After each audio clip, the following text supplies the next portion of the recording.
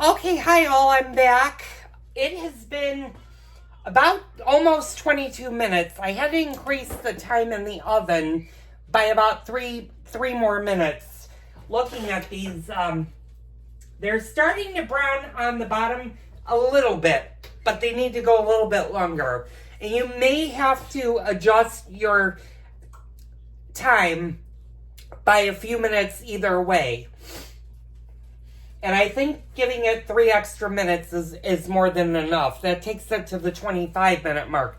I initially did 22. We might have to go a smidge over that. You'll know when you look at your biscotti on whether or not you need to increase or decrease. You kind of want the dough to be a little bit golden brown. And this definitely is not golden brown, but this is also a white version of the biscotti.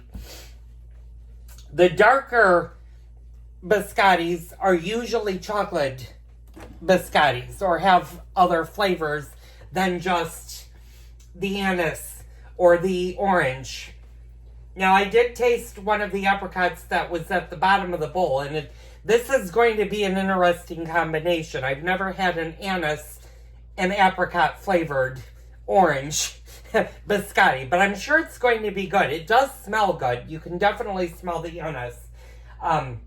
If you change the recipe and add apricots in it, obviously you don't want to add the anise. The anise is a licorice flavor. For those that don't know what anise is, it's the flavor that your black licorice will taste like. And I happen to love black licorice. There's a lot of people that are not fans of black licorice, and my thought on that is either A, you're a fan of black licorice, or you're not. That's not something that most people are used to eating. If they were a kid and they don't like black licorice, then they probably will never like black licorice. So we're going to let this go. I'm going to check on it in 1 minute. In the meantime, I did clean up the entire kitchen with my husband's help. There's a few things that are in the dish drainer. I have my cooling sheet here, and this is going to be both for the bread, although the bread has 2 hours and 10 minutes to go. It hasn't even started to bake yet. It's still on its second rise. And the cookies will be long done before that happens. So I also need to focus. I'm going to turn you guys over here for a minute. And I need to focus on cleaning the kitchen table. And I need to wash the tablecloth.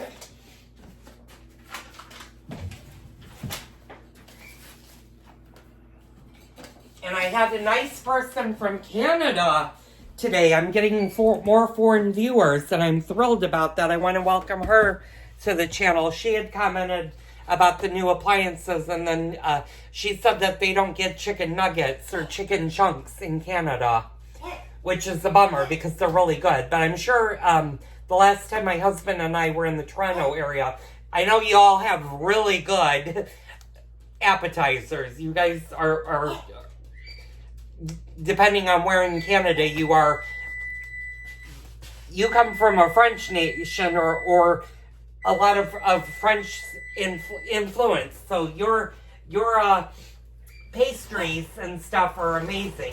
Okay, so these have started to turn brown on the bottom.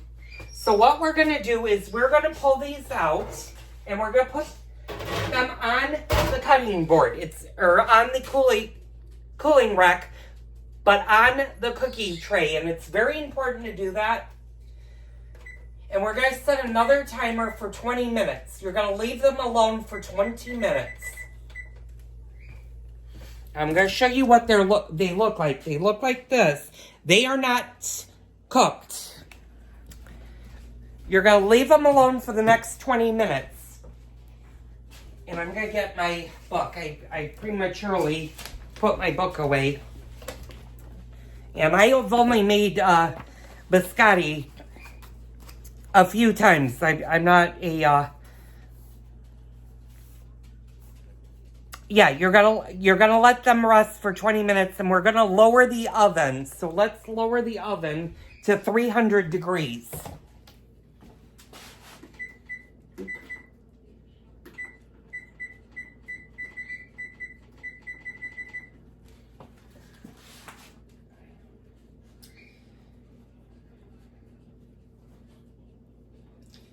After the 20 minutes, what we're going to do is we're going to use a serrated knife, and we're going to cut these on an angle.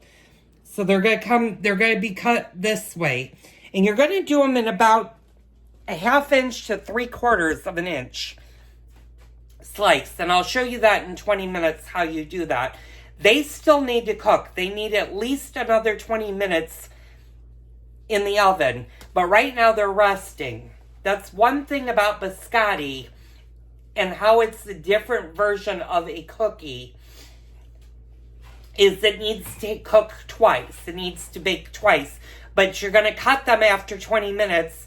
Line up your cookie sheet. And I have another cookie sheet that, pardon me, Bella, get out of my Kleenex. You're going to line a different cookie sheet with the cookies on their side. And I'll show you what I mean by that. And you're going to cook them another 20 minutes. Then you're going to let them cool. And you want them to be hard. Biscottis are not supposed to be a soft cookie. They're supposed to be a nice, crunchy cookie that you dip in your coffee. And we will definitely get into more recipes with the biscotti. Somewhere in this house, I have my other biscotti book. And it might actually be in my Christmas cookie book, which is probably somewhere in my grandmother's china cabinet. But it has all of my biscotti recipes for chocolate biscotti, almond biscotti, hazelnut biscotti. There's a lot of different biscottis. You can make walnut biscotti. And we'll be doing that for the holidays, as well as the Christmas cookies. So I'm going to let this go for the next 17 minutes. As soon as the timer beeps, I'll come back and I'll show you what we need to do with the biscotti. So stay tuned. Okay, I'm back. I've got 7 more minutes on the 20-minute timer, but I just wanted to show you guys that I changed out the tablecloth. And I put more of a festive holiday. Even though we're not going to be home Thanksgiving, you could still put a nice tablecloth on your table if you're going out for the holidays, just to give your house a little bit more of a holiday feel. Now, after Thanksgiving, I will go nuts, and I'll start actually decorating for the Christmas season. I don't like to decorate premature. Usually after Halloween, I'll start putting Thanksgiving or fall stuff out, and then I wait till usually the weekend after Thanksgiving, then I start thinking about the Christmas decorations. And this year, I think we're going to keep it simple. I think we're only going to do slightly, maybe a little bit of a tree and just decorate a little bit. I'm not doing the outside lights and stuff. I had one viewer that actually asked me if I was going to do that this year. And unfortunately, when my garage door slid off the roller, it locked my garage door to the point where my husband and I cannot open it.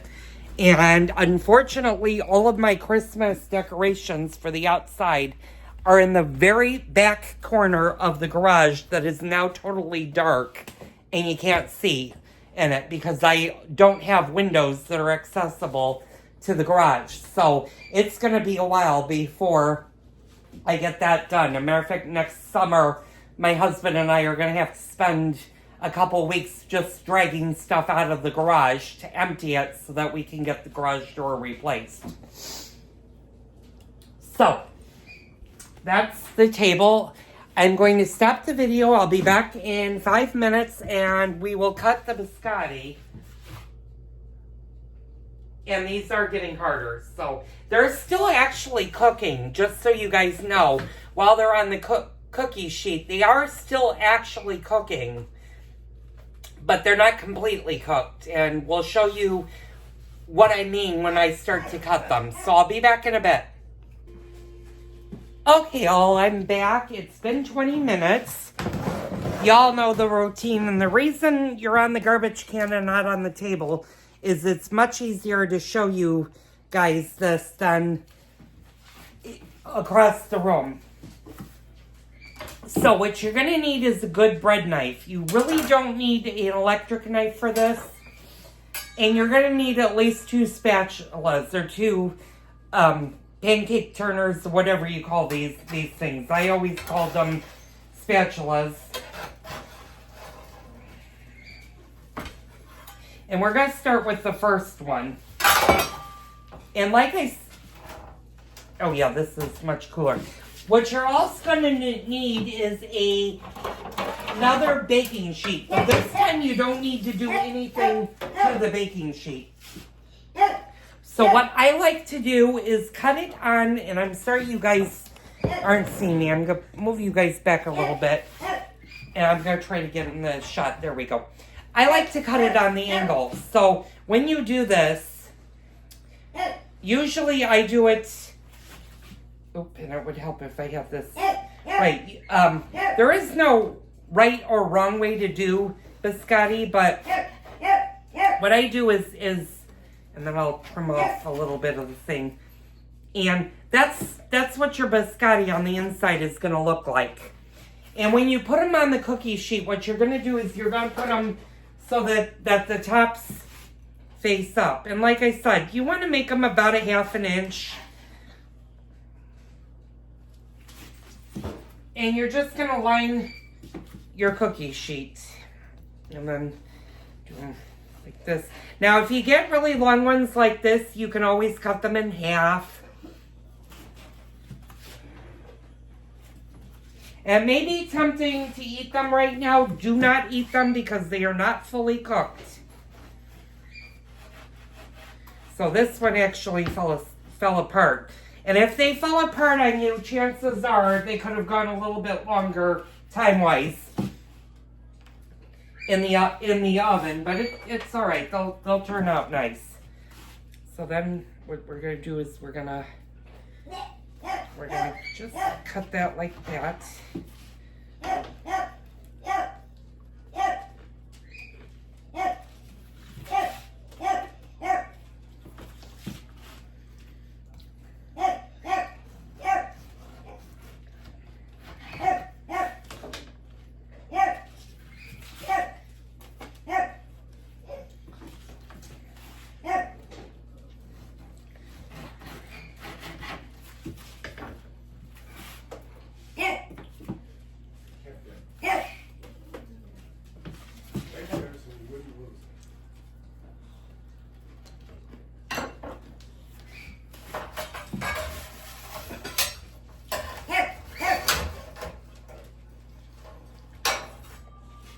You're going to do the same thing with the other one.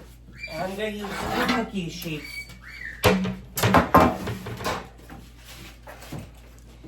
And what we're going to do is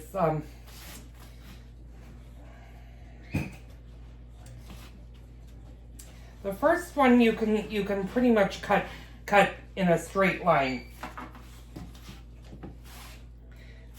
Yeah, let's cut this in a straight line.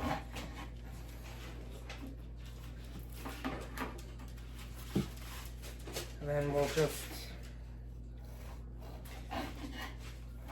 cut it on the...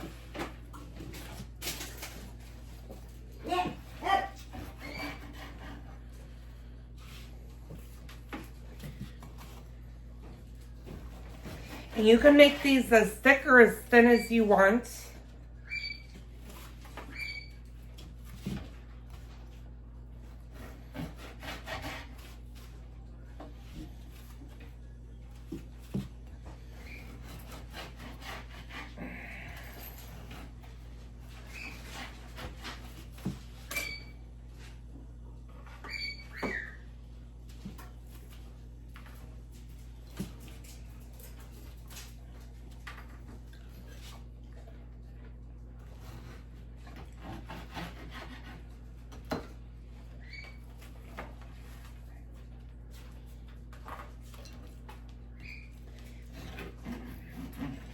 And then, like I said, these are gonna go. You're gonna pop them back into the 300-degree oven. You turned your oven down to 300 degrees.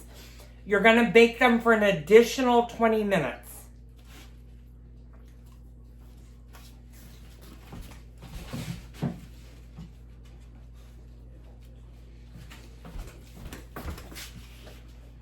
So we're gonna pop these in for 20 minutes.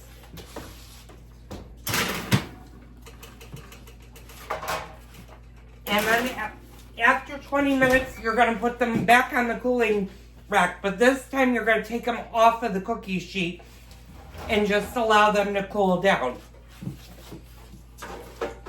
So, that was our apricot biscotti, and actually it does not taste bad. I hope you guys enjoyed this video. I'll show you the final product when they come out. And then we'll wrap up today's video. So I'll see you guys in a bit. Okay, y'all. I just pulled out the biscotti and laid it on. It's now cooling, but this is what the biscotti actually looks like when it's fully baked.